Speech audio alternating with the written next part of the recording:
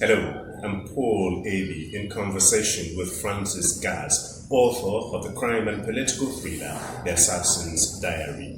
This is The State of the State, Bayelsa 2019, Episode 2. And in this episode, we will be analyzing the cost to society of the emerging worrying scenario of politicians seeing purchasing of nomination forms as political investment. We could equally target a high cost of nomination forms of both the PDP and the APC, and a huge number of politicians purchasing these forms, and importantly, its implications to society. Mr. Frank, it's good doing this with you again. Thank you, Mr. Paul.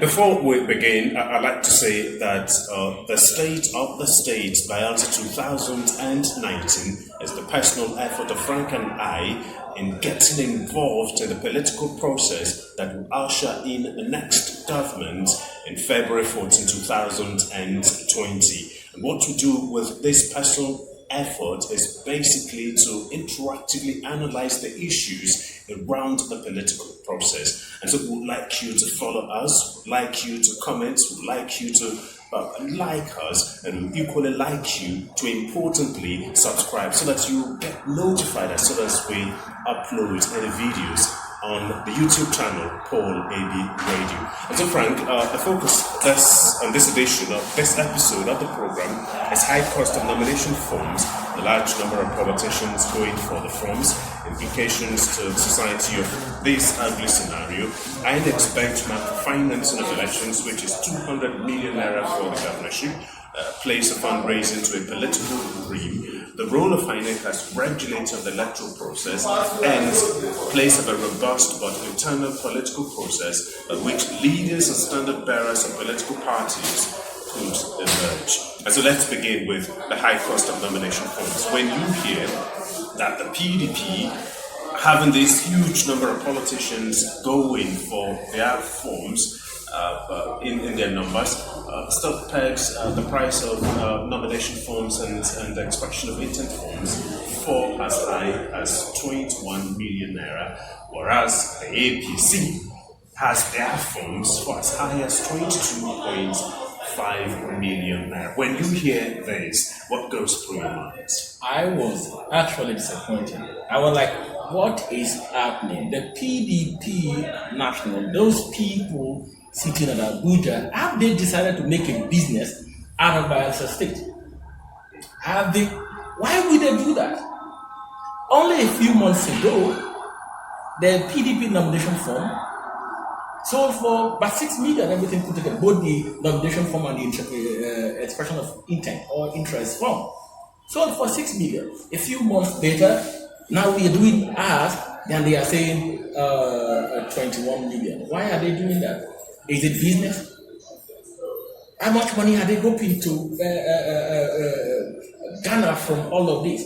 But Paul, when this happened, the PDP national actually felt bad to some extent because the national publicity secretary came to the media cameras and hastily said that was done as a result of the fact that conducting primaries in Nigeria now far more expensive than the way it used to be a few months back. So that reason the price is so high. But that is watery to me.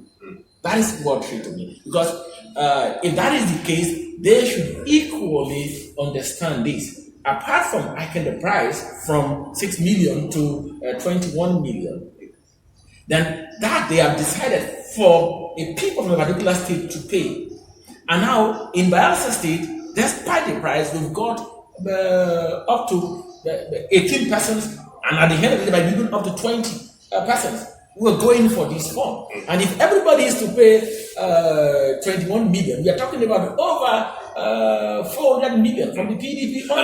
We have no way of knowing, but we can assume that these forms are this high. The cost for obtaining these forms are this high, basically to discourage a whole lot of persons from coming into the process. But let's assume if that is the intention, to discourage people, have they succeeded in discouraging people when we see within the APC and PDP alone, we've got as huge as 18 persons already bought the form. A lot of persons on the pipeline queuing to buy the form. Yeah. If that is done to discourage people, then they have failed.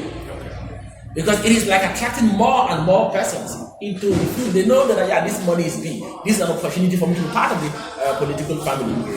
So they are seeing it as some kind of political investment. You don't tell a man after expending 21 billion, purchasing the form at the end, and say, well, what will we go home? Okay? It won't happen. At the end of the day, the people will still come together and they will still talk. There's going to be dialogue.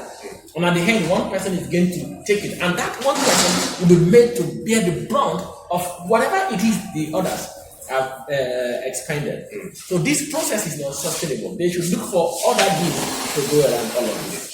Let's quickly move on to INEC's benchmark for financing of elections, governorship 200 million naira. And so if a particular aspirant has spent, from the PDP store, already spent 21 million naira in getting the nomination form and expression of intent form, it means 21 million naira minus 200 million naira is 179 million naira. Yeah, you've got only 179 million naira left for prosecuting your political ambition. That's what it means. Yes. These benchmark and its implications. Let's talk a little bit about. Yeah, that's the problem. This is the problem with Nigeria. We've got a lot of laws. We've got a lot of these do's and don'ts.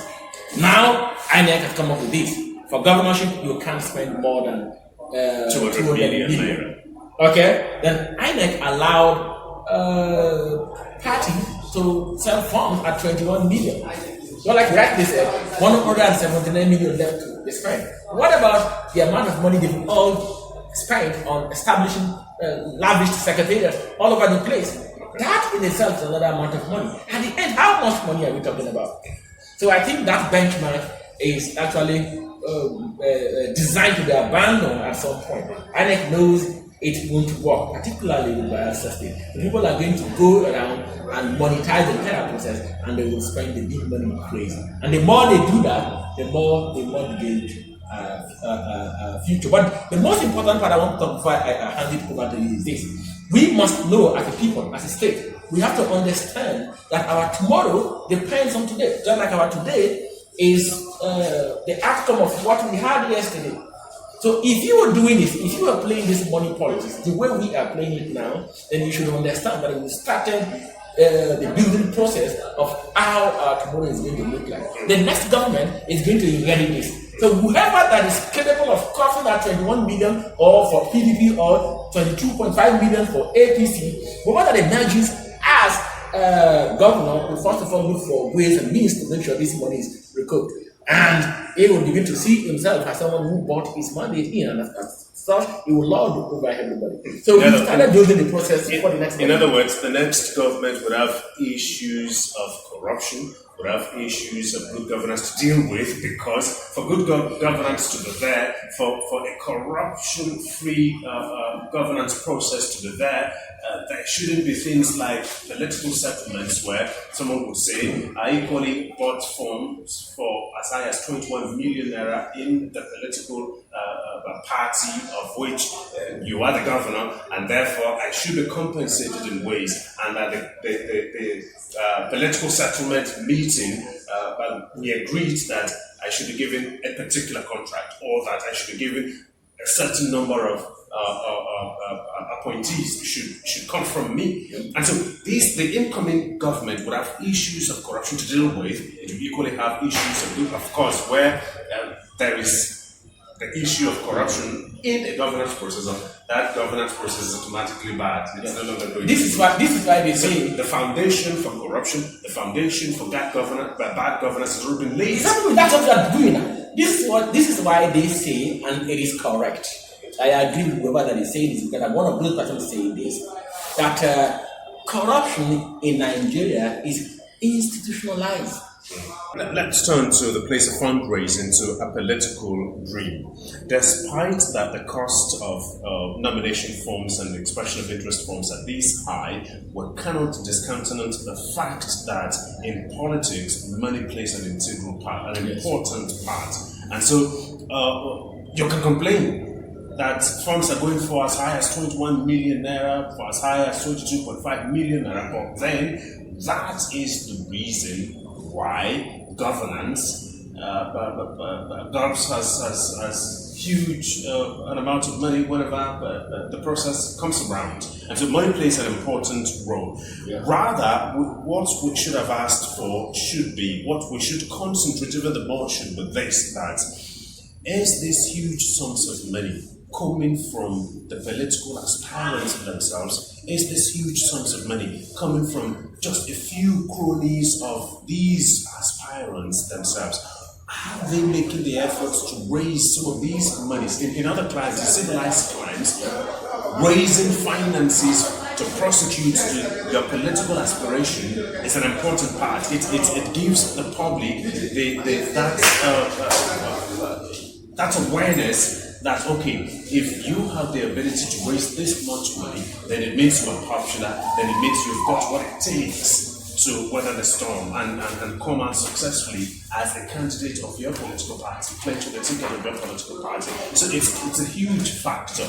Your ability to raise 21 million naira from the public for the fund shows that you can go the whole hog in competing with the candidate of your opposing party. Politicians aware that they are supposed to raise monies from the public and not to cough out these monies from their pockets or from cronies around them. That is, we're talking about what should be, but let's equally talk about what is right now. Yes, it should be that the people should be the one making this money available.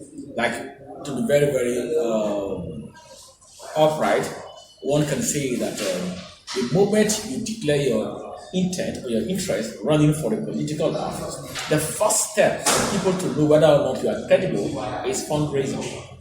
How do you raise funds and how effective it is? The effectiveness of that would make glaring how far you can go. But here we don't do that. Individual persons are bringing out this money. Sometimes I wonder, from where are they making this money? We are talking about a Bayelsa state of over 2 million persons, where we have only 200,000 civil servants, and with a lot of people poor, no money, no nothing. People are starving, and there are few persons coming out this million, and all of these persons, they are either once in government or are in government.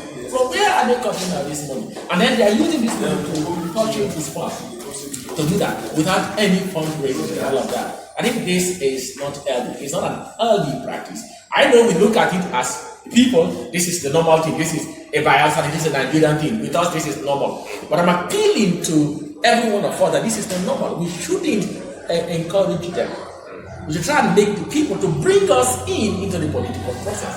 I think the way they are bringing out the money, I don't agree with them. Let them organize a fundraiser, and from there we'll know who is a popular candidate, who is a credible candidate. In conclusion, let's dwell around internal democracy, the place of a robust but internal political process through which standard bearers of political parties emerge. In our society, in the Nigerian political culture, politicians with political aspirations to become governors of their states are screened out based on their inability to purchase the forms or their inability to prosecute the political ambition to the last minutes. And equally, their ability to negotiate with other politicians who equally have the interest for that same office within the political party with a view to say, okay, you leave it for me, I should have a ticket, and then I will see to it that you're compensated in some way because you've spent money to purchase the funds and all whatnot.